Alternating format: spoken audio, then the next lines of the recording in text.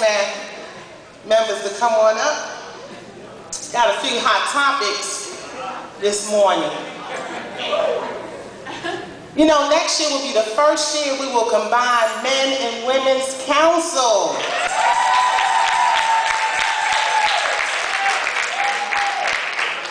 I was wondering, what y'all feel about that? Do y'all think that's a good idea? Yes. What y'all think? Financially, do you think that's a good idea? I think it's a good idea. Yeah. I think that, you know, people don't usually go to men's council and women's council. You can't put it all together, and it's wonderful. Okay, that's wonderful, and I'm praying and hoping that next year by us combining it, that will be one of our biggest men and women's council. Financially, it'll be a better success. So I really think that's a good idea as well. Another hot topic we got is young people in the church. How can we keep them excited? What's the problem these days? No enthusiasm. What y'all think about that? How can we keep young people excited in the church? Act young. Act young. Act young. Act young. Act young. We're old. What's act young? What's act young? Explain to me. If we show enthusiasm for it, other people, it's kind of like contagious, right?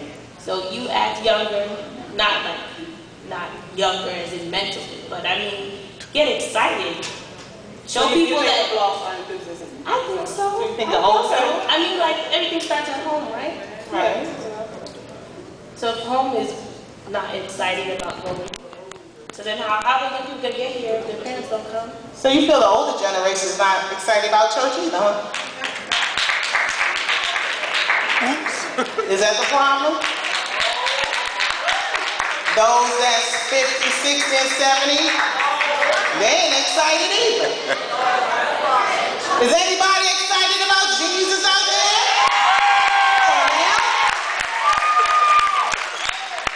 I don't think it has anything to do with excitement opposed to them wanting to change their agenda. Okay. Young people don't have the same agenda the older generation has. So what's the agenda? Yeah, the things they want to creep in as they say unaware. Okay. They want to bring the hip hop. Bring the rap. No, that ain't it. But you know, this is 2009. This ain't 1934. This is a new day, right? What was that? I hear God don't change. God don't change out there? Okay. We always say the message doesn't change, but the methods have to change. If you're gonna reach other people, the methods have to change. So y'all think methods today has to change? How many say yes? How many say no? It sounds about the same to me. I believe the foundation remains the same, but I think we need to communicate with our young people. Amen. Because they are technologically savvy. They are brilliant. This is the age of information. We need to communicate with them, get in touch with them, and reach out to them. All right, we got another hot topic because, you know, our time is moving. What preparation do you think is being made to pass the mantle? Are we preparing young people to catch the mantles that are being left behind? No, that's a big no. How many young people got a job in church that's being held right now by somebody else that they would like to do when that person passes off the scene? How many people, I know I'm gonna get in trouble right now, but help me, Holy Ghost. How many men and women out there would one day like to be presiding bishop? Woo! Come on now, somebody out there, nobody wants to be a presiding bishop?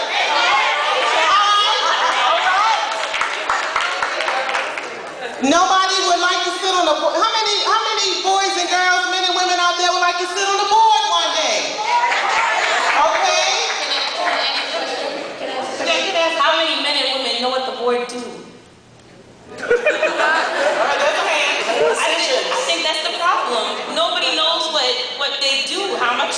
decision makers. They don't know the responsibility, so they don't want to take it, right?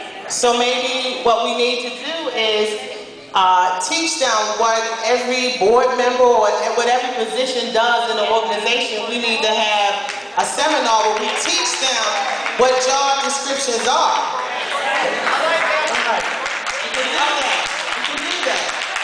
Okay, wait a minute. Now we're saying that you all have not been trained at all. Is that what we're saying? No. Okay, because I see a lot of young people on this side going, no.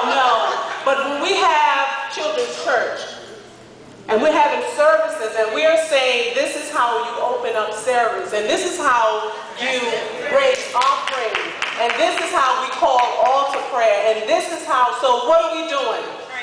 Training you all for...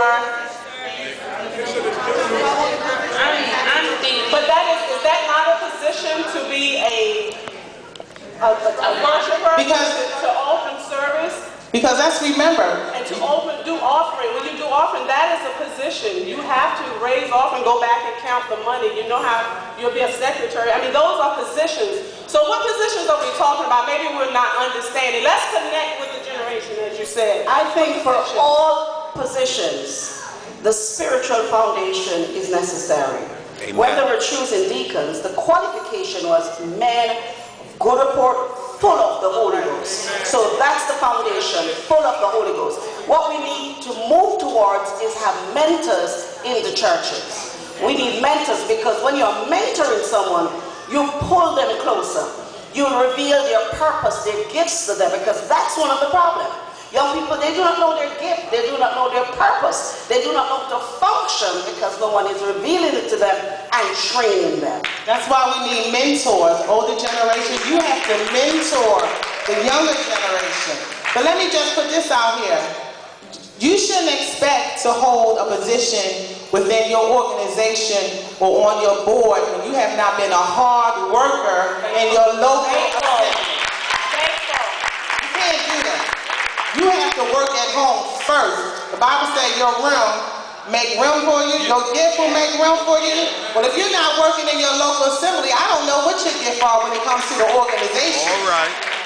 But I think when we talk about passing the mantle, I mean that the people who hold the current position aren't just so focused on doing their job that they're not looking out for the next person that can take it. I mean, you have to think, if you see somebody coming every year to convocation, you have to be looking out. Okay, that person, you know what, I think that person would be a great travel coordinator. So, like Sister Lisa has to be looking out and saying, you know what, I'm not going to be here forever. I need to make sure that there's somebody that knows how to do my job. And so we're so afraid that somebody can do my job better than what I can do right now, that we're not looking for anybody. And I think as a young person, that is a major problem. I see things that I want to do, but there also has to be somebody that's looking out to connect with me. So they see that what I want to do and I see what I want to do. So they pull together, and then that's how you make a better organization for tomorrow. Now that's a good thing, but do you think... I'm sorry, but we out of time for this segment. We got to go to commercial. But in a minute and a half, 90 seconds,